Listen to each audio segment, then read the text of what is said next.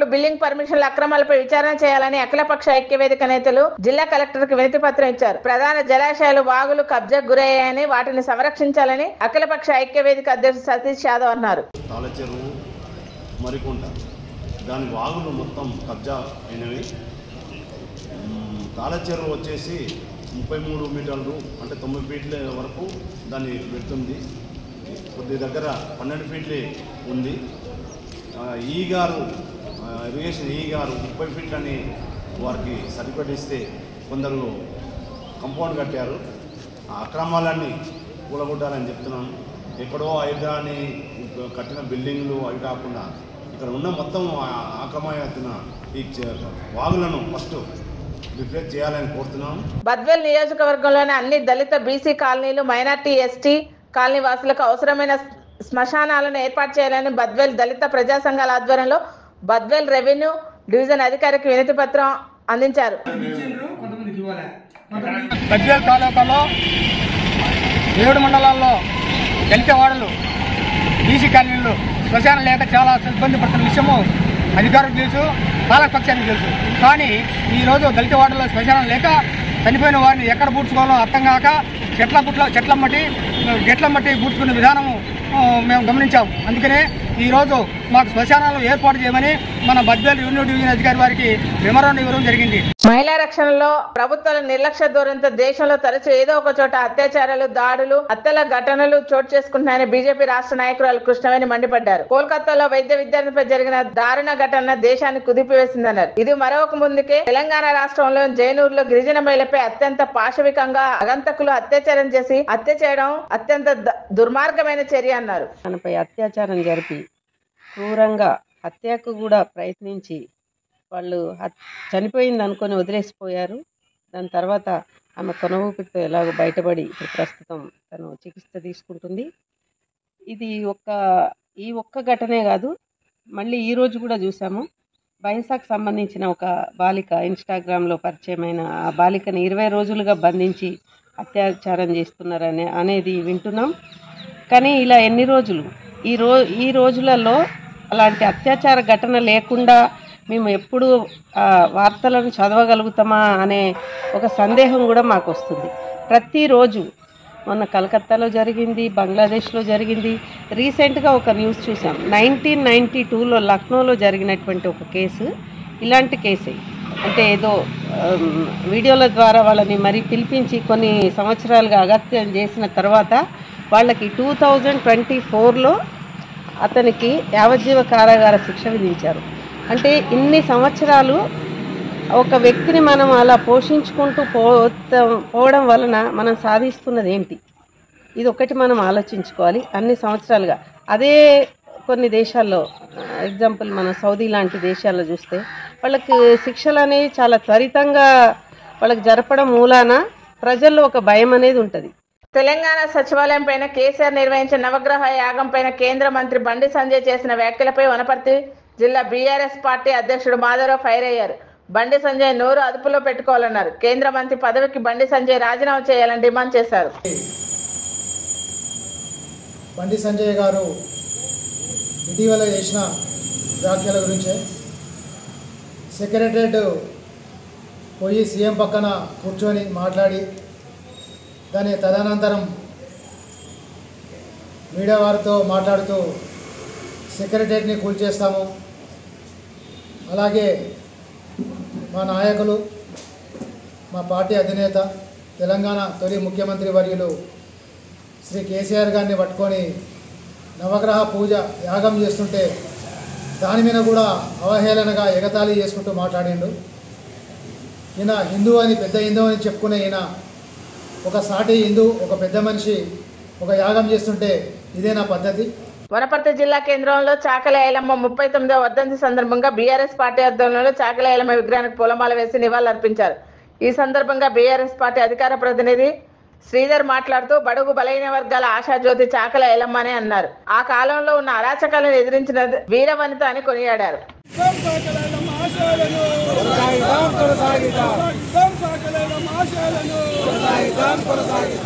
వీరవనిత, బడుగు బలహీన వర్గాల ఆశాజ్యోతి. ఆ కాలంలోనే నైజాంకు వ్యతిరేకంగా వారి యొక్క అరాచకాలను ఎదురొడ్డి ఈ తెలంగాణ ప్రాంతం కోసం అత్యంత పేద కుటుంబంలో జన్మించినప్పటికీ కూడా ప్రజల పక్షాన పోరాడినటువంటి ఒక స్ఫూర్తి ప్రదాత సాకలి ఐలమ్మ.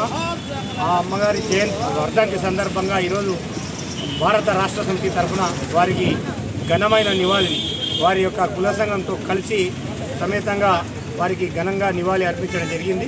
ఈ సందర్భంగా వారి ఆశయాలను మనం కొనసాగించే దశగా ఈ తెలంగాణ రాష్ట్రాన్ని ఏర్పాటు చేసి కేసీఆర్ అధ్యక్షతన బంగారు తెలంగాణ దిశగా తీసుకెళ్లినటువంటి పరిస్థితుల్లో మనం ఇంకా మునుముందు వారి పోరాట స్ఫూర్తిని ప్రదర్శించాల్సిన అవసరం ఉంది. తెలంగాణ ప్రజల యొక్క ఆకాంక్షలను నెరవేర్చడానికి అందరం పోరాడాలి. జై తెలంగాణ. మంచిర్యాల జిల్లా లక్సెట్టిపేట పాత బస్టాండ్లో గల చాకలి ఐలమ్మ విగ్రహానికి పూలమాల వేసి జేసీసీ చైర్మన్ తిరుపతి నివాళులర్పించారు. తెలంగాణ రాష్ట్రం కోసం తన ప్రాణాలను అర్పించిన యోధురాలన్నారు. తెలంగాణ సాయుధ పోరాటంలో చాకలి ఐలమ్మ చూపిన తెగును భావితరాలకు స్ఫూర్తిదాయకమన్నారు. ప్రజల సోదరుల ఆహ్వానం మేరకు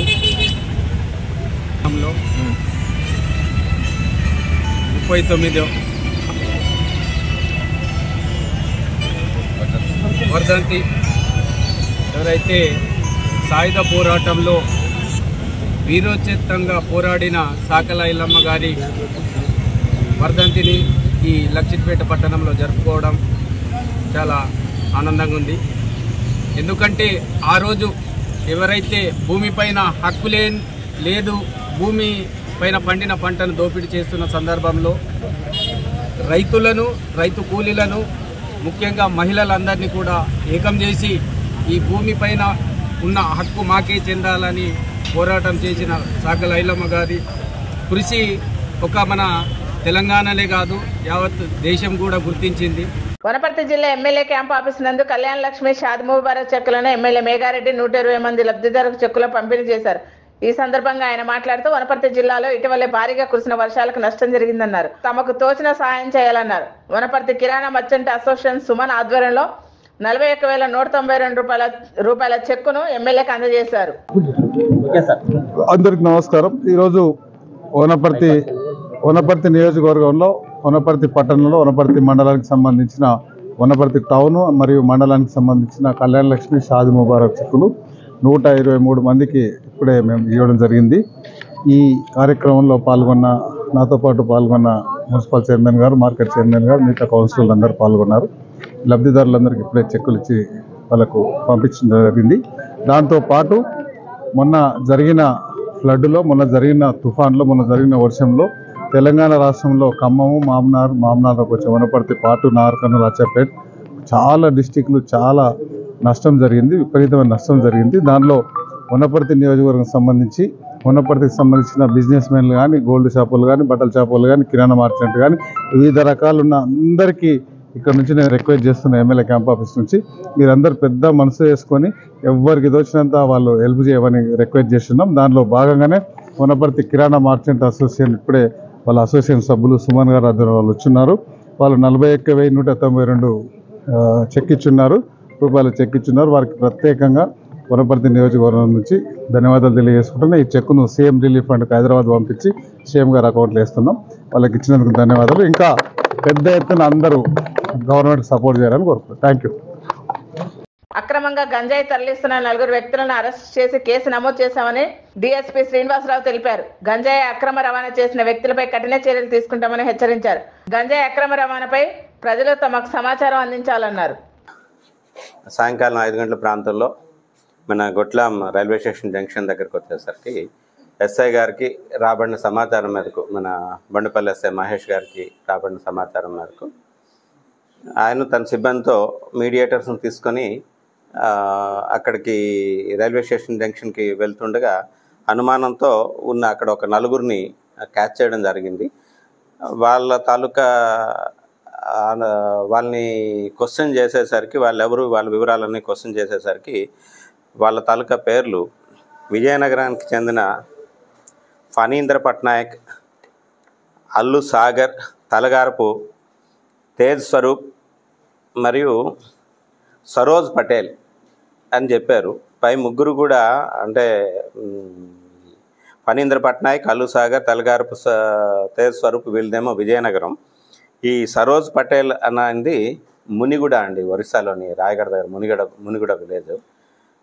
వాళ్ళని ఏంటి ఇక్కడ ఉన్నారు ఏంటి అని చెప్పేసి చెక్ చేసేసరికి వాళ్ళ దగ్గర ఉన్న బ్యాగ్ అది ఉంది, ఏంటి అని అడిగేసరికి గంజాయి తీసుకెళ్తున్నాం అనేసరికి వెంటనే అక్కడికి గజెటెడ్ ఆఫీసర్ని కూడా తీసుకొని వచ్చి వాళ్ళ సమక్షంలో చెక్ చేయగా వాళ్ళ పొజిషన్లోనేమో ఒక 2.5 కేజీల గాంజా దొరికింది. అట్లాగే ఈ సరోజ్ పటేల్ అన్న వ్యక్తి దగ్గర ఒక నైఫ్ ఒకటి దొరికింది. అలాగే ఒక 2 సెల్ ఫోన్లు, వాళ్ళ దగ్గర నుంచి ఒక 6,000 రూపీస్ క్యాష్ సీజ్ చేయడం జరిగింది. భద్రాచలం వద్ద క్రమంగా పెరుగుతున్న గోదావరి ఉధృతి పెరుగుతుంది. 43 అడుగులకి నీటి మట్టం చేరింది. దీంతో అధికారులు మొదటి ప్రమాద హెచ్చరికను జారీ చేశారు. రెండో ప్రమాద హెచ్చరికను జారీ చేయనున్నారు.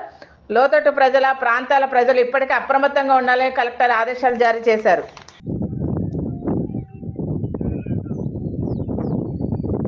కడప జిల్లా కాంగ్రెస్ పార్టీ అధ్యక్షురాలుగా విజయజ్యోతి నియామకం జరిగింది. తనకు బాధ్యతలు అప్పగించిన పిసిసి అధ్యక్షురాలు షర్మిలారెడ్డి పార్టీ నేతలకు విజయజ్యోతి ధన్యవాదాలు తెలిపారు. రాష్ట్రంలో కాంగ్రెస్ పార్టీ అధికారమే లక్ష్యంగా పనిచేస్తానన్నారు.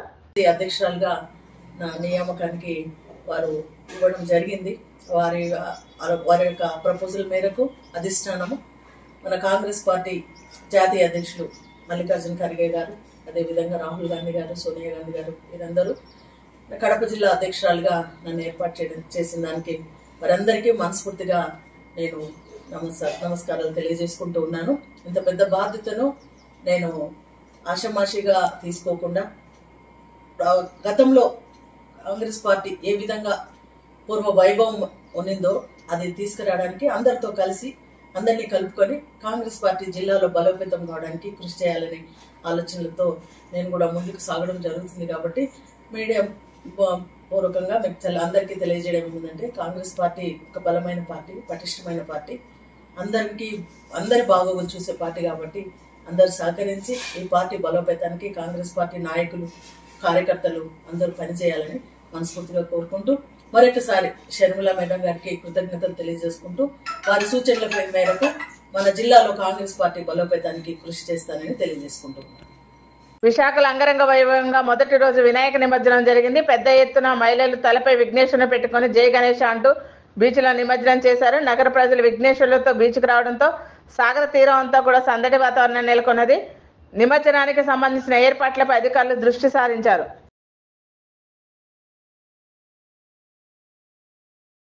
ఉప ముఖ్యమంత్రి జనసేన అధినేత పవన్ కళ్యాణ్ వరద ముంపుకైన గురైన 400 గ్రామాలకు 4 కోట్ల రూపాయలు ఇచ్చారని నర్సాపురం ఎమ్మెల్యే బొమ్మిడి నాయకర్ అన్నారు. పశ్చిమ గోదావరి జిల్లాలోని ఎలమంచిలి మండలంలో వరద ముంపుకు గురైన 10 గ్రామాలకు 1,00,000 రూపాయల చెక్కులను ఎమ్మెల్యే పంపిణీ చేశారు.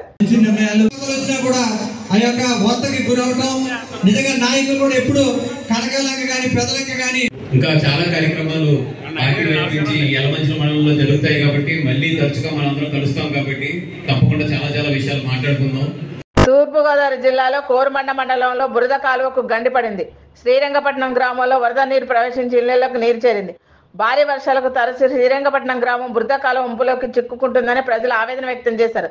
వీధుల్లోకి వరద నీరు క్రమంగా చేరుతుందని ప్రభుత్వం తమను ఆదుకోవాలని వేడుకున్నారు.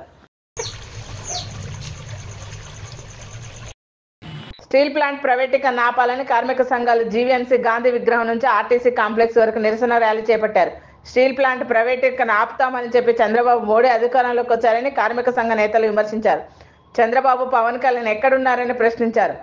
నిరసన చేస్తున్న కార్మికులను పోలీసులు అరెస్ట్ చేశారు.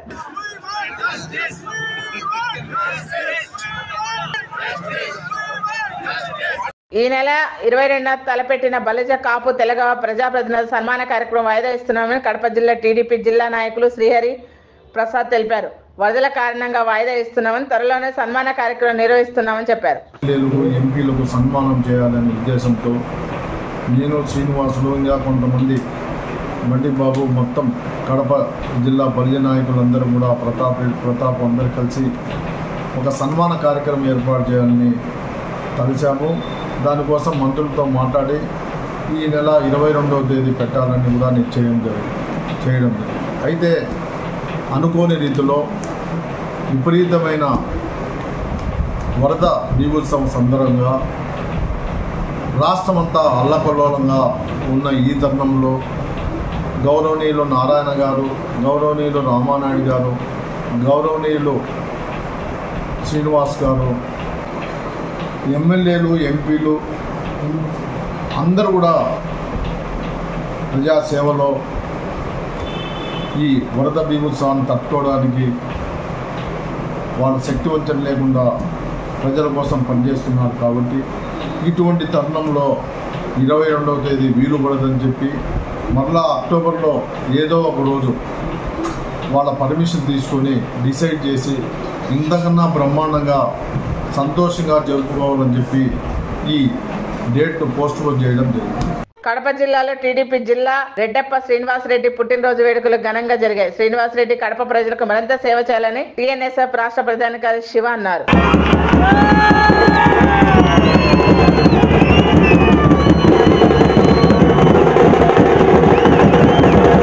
వినాయక పందిళ్ల వద్ద ఎటువంటి రుసుములు వసూలు చేయవద్దని హోంమంత్రి వంగల్పూడి అనిత అన్నారు. వినాయక పందిళ్లకు పర్మిషన్ల పేరుతో 2022లో గత ప్రభుత్వం తీసుకొచ్చిన జీవో ప్రకారం గతంలో మాట్లాడడం జరిగిందన్నారు. ఎటువంటి వసూళ్లకు పోలీస్ శాఖ పాల్పడిందని, ఒకవేళ అటువంటి అధికారులు లేదా కింది స్థాయి సిబ్బంది ఉంటే ఉన్నతాధికారులకు ఫిర్యాదు చేయాలన్నారు. Permission, R and B permission, panchayat municipality permission, police permission, electricity permission, ఈ 5 పర్మిషన్స్ డెఫినెట్ గా మనకి వినాయక మండపం పెట్టాలంటే ఉండాలి. ఇంతకు ముందు ఏం చేసేవారంటే ఒక్కొక్కరు ఒక్కొక్క దగ్గరికి వెళ్లి పర్మిషన్ తీసుకునేవారు. మేము అలా కాకుండా ఒక జాయింట్ ఇన్స్పెక్షన్ పెట్టి ఒక జాయింట్ సింగిల్ విండో విధానం పెట్టాం.